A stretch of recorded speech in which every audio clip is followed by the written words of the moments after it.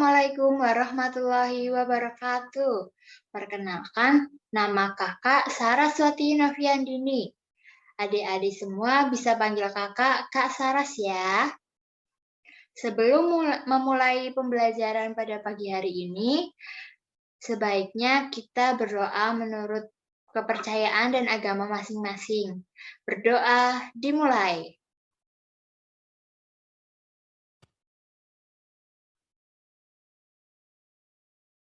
Selesai. Ya, ada yang tahu tidak hari ini kita akan mempelajari tentang apa? Hari ini kita akan mempelajari tentang seni rupa daerah Sumatera Barat. Ada yang tahu apa saja seni rupa dari daerah Sumatera Barat?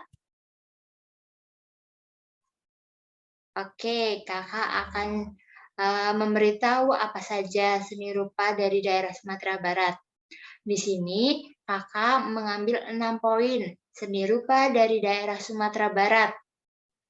Yang pertama ada seni lukis, yang kedua patung, yang ketiga relief, yang keempat tenunan pandai sikek, yang kelima batik tanah liek, dan yang keenam kerajinan perak.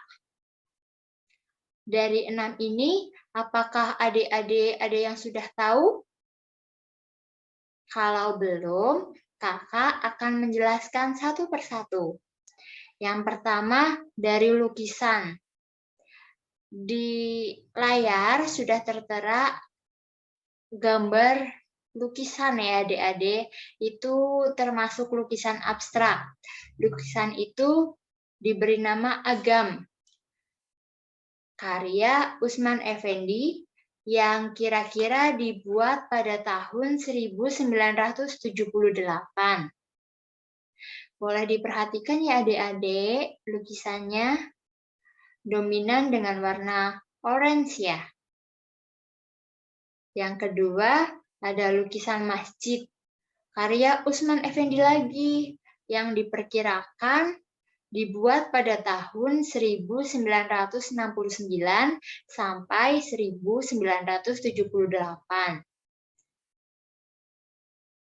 Mungkin dalam gambar itu masjidnya dikelilingi oleh pohon kelapa ya adik-adik.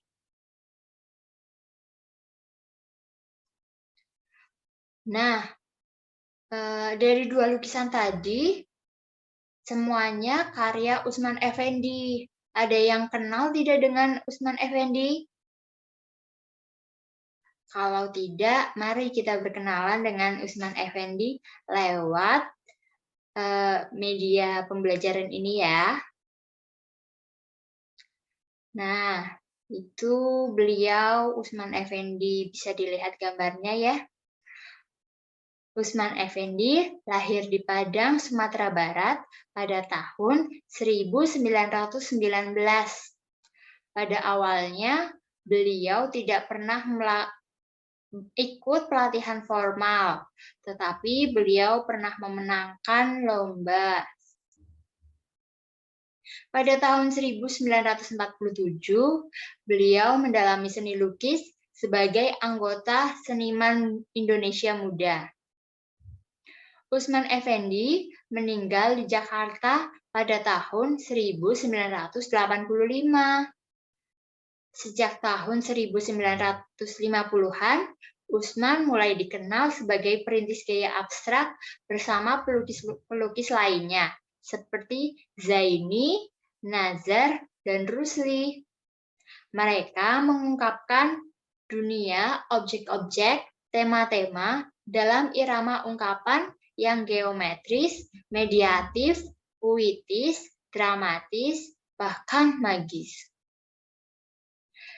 Seperti yang sudah dijelaskan tadi, Usman Effendi ini melukis lukisan abstrak. Seperti contoh tadi, dua lukisan itu termasuk lukisan abstrak. Selanjutnya, kita beralih ke patung. Ya, seperti pada gambar, ada gambar patung orang sedang duduk sambil membawa tombak sepertinya ya adik-adik. Itu namanya Monumen Pejuang yang Tidak Dikenal. Terletak di Kota Padang. Nah, patung itu dibuat oleh Ramudin pada tahun 1950. Kenapa namanya Monumen Pejuang Tidak Dikenal? Karena mungkin mereka tidak mengenal siapakah pejuang itu. Ada lagi nih, Monumen Pahlawan Tidak Dikenal di kota Bukit Tinggi. Karya Ramudin sama seperti tadi, yang diperkirakan dibuat pada tahun 1958 sampai 1963. Monumen ini dibuat untuk menghargai jasa para pahlawan. Diperkirakan monumen ini dibuat selama 8 tahun lamanya. Yang ketiga ada relief PDRI dan Syarifuddin Prawira Negara. Ya, seperti pada gambar, itu ada reliefnya ya. Relief karya pematung Yusman, 57 tahun, sepanjang 6 x 2 meter. Siap dipajang guna memperkaya isi museum sebagai salah satu museum terbesar di Indonesia. Relief ini merupakan sejarah perjuangan bangsa Indonesia, yaitu menggambarkan Ketua PDRI Syarifuddin Prawira Negara memperoleh informasi dari Soekarno-Hatta yang saat itu ditawan Belanda ke Sumatera 19 Desember 1948 sampai Juli 1949. Hingga saat itu, Kepala Pemerintahan Indonesia dijabat oleh Syarifuddin Prawira Negara. Jadi, secara tidak langsung, Syarifuddin Prawira Negara ini pernah menjadi Presiden Indonesia, tetapi tidak disebarluaskan. Jadi hanya untuk sementara, menggantikan Presiden Soekarno. Selanjutnya tenunan Pandai Sikek. Ya, pada gambar cantik sekali ya tenunannya. Pandai Sikek adalah daerah pengrajin tenunan buatan tangan di Sumatera Barat. Benang katun dan emas ditenun dengan tangan di atas alat yang disebut panta, menghasilkan kain balapak atau kain baca tua. Yang dipakai pai baralek yaitu pada pesta perkawinan dan pada setiap upacara adat. Silakan diperhatikan dulu. Selanjutnya ada batik Tanah Liek. Cantik-cantik ya. Warna-warni, ada warna kuning, biru, putih, merah, coklat, dan biru muda. Tanah Minang juga terkenal dengan satu jenis kain yang tidak kalah indahnya. Kain itu dikenal dengan sebutan batik Tanah Liek. Kenapa dinamakan batik Tanah Liek? Karena dalam salah satu prosesnya menggunakan tanah liat sebagai media perendaman. Selanjutnya ada kerajinan perak. Sepertinya itu kerajinan perak replika rumah gadang ya. Di Ranah Minang terdapat upacara pelaminan masyarakat setempat.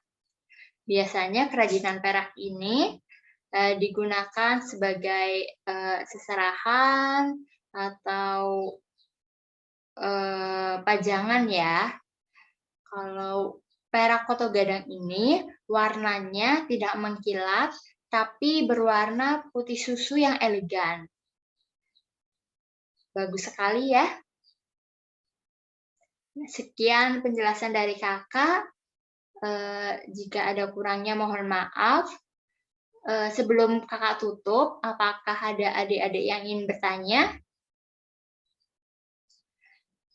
Kalau tidak, kita ulas sedikit dari awal ya. Yang pertama, kita mempelajari tentang lukisan. Yang kedua, kita mempelajari tentang patung. Selanjutnya, mempelajari tentang batik tanah liat, kerajinan perak, relief, dan satu lagi apa adik-adik? Yang satu lagi itu tenunan, ya. Kalau sudah jelas semua, tidak ada yang ingin bertanya, kita tutup ya. Sebelum kita akhiri pembelajaran, marilah berdoa menurut agama dan kepercayaan masing-masing. Berdoa dimulai. Selesai. Terima kasih. Wassalamualaikum warahmatullahi wabarakatuh.